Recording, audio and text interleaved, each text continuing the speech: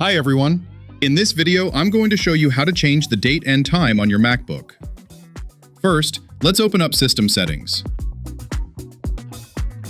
Once you are in, go to General, and then look for the option that says Date and Time. Here inside the settings, you should probably turn on the option Set Time and Date Automatically. This ensures your MacBook displays the correct time based on the time zone we will select in the next step, using Apple's default time server. You can also click Set, enter your computer password, and change the source to something else like time.google.com, and click Done.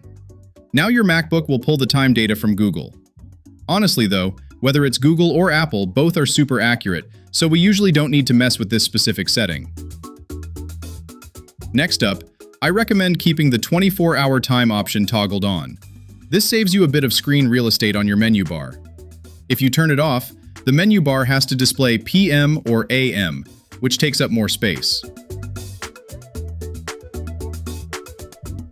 Now for the most important part, the time zone settings. This is where a lot of people get confused. By default, the option Set Time Zone Automatically using your current location is turned on.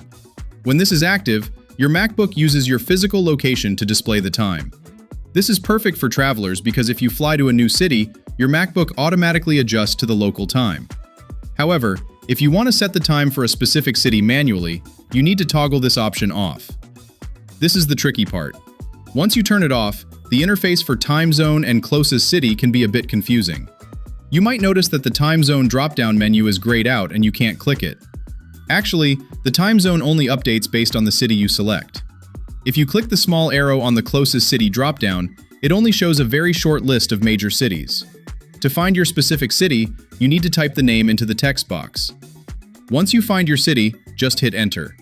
You will see the time on your menu bar update immediately.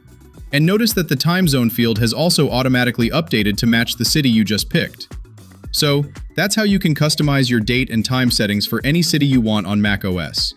If you found this video helpful, please smash that like button and check out my playlist for more macOS tutorials for beginners, linked in the description below.